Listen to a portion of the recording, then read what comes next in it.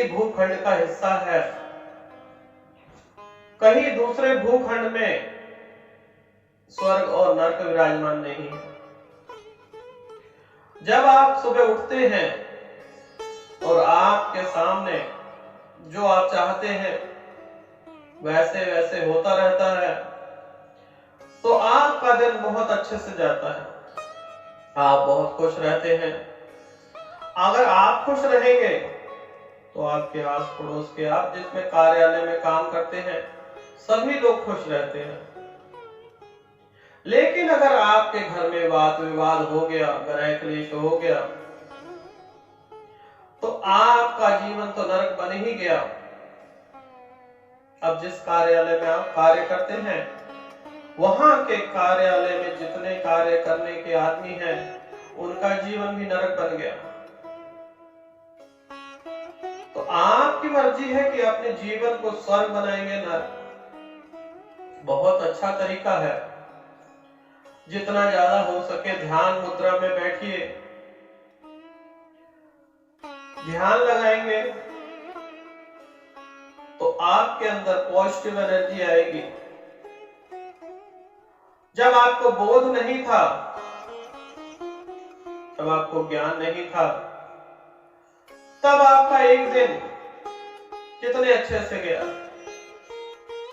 अगर आपको ज्ञान है, ज्ञानी है, उसे ध्यान लगाएंगे, जागते हुए वह कार्य करेंगे, तो आनंद ही नहीं परम आनंद की प्राप्ति होगी। अब आप देखिए, आप कहीं घूमने गए हैं, किसी हिल स्टेशन पर गए हैं, वहां पे आप वही कार्य कर रहे हैं, लेकिन आपका मन प्रसन्न है। जब आप हिल स्टेशन से कहीं से घूम के आते हैं तो आप ऊर्जावान होते हैं। अपनी फैमिली के साथ, अपने मित्रों के साथ कुछ समय बिताने के बाद आप इस तरह से बिहेव करते हैं कि जैसे आपकी बैटरी खत्म हो गई हो और आपको चार्ज कर दिया गया हो। आपने कुछ नहीं बदला, आपने अपने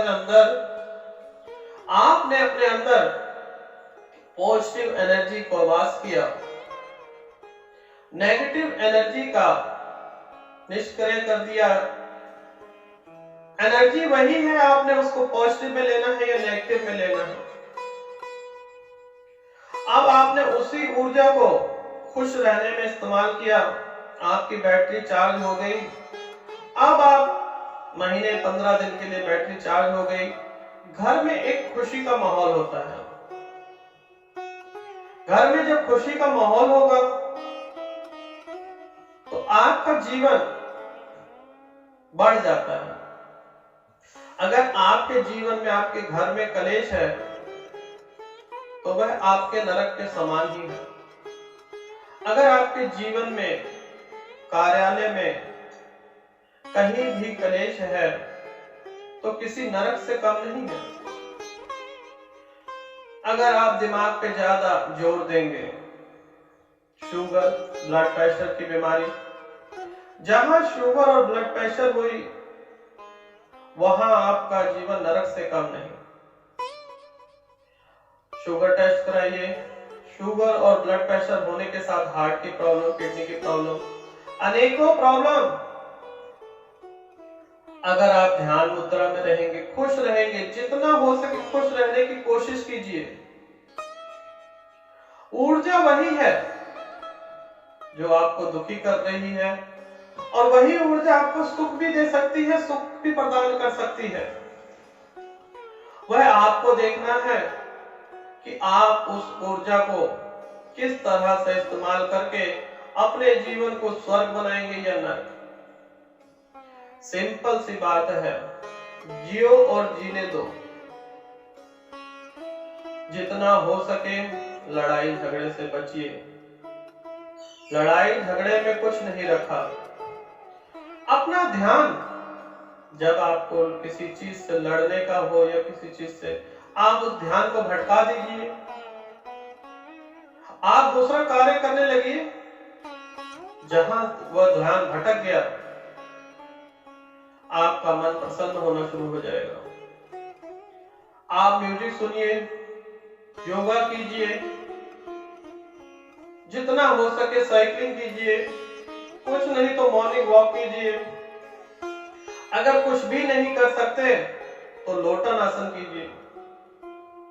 अगर वो भी नहीं कर सकते तो एक डांस कीजिए।